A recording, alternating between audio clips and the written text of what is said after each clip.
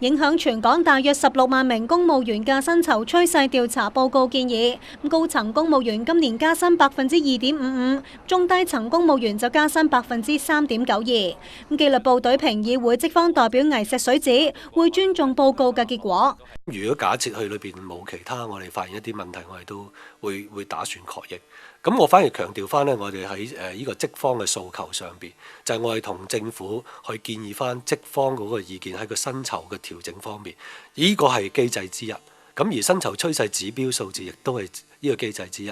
咁我覺得喺呢方面呢，政府係需要考慮呢，我哋紀律部隊嘅士氣，亦都其他公務員嘅士氣係需要考慮嘅。而華員會副會長李葵燕就希望加薪可以追到通脹。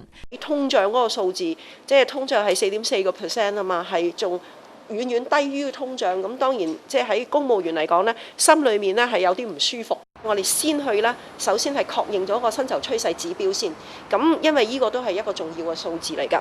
咁我哋確認咗之後呢，我哋就會根據呢係整體嘅因素呢一齊去考慮。然之後呢，就會喺下個星期呢就將我哋嗰個薪酬調整嘅訴求呢係提交俾政府考慮。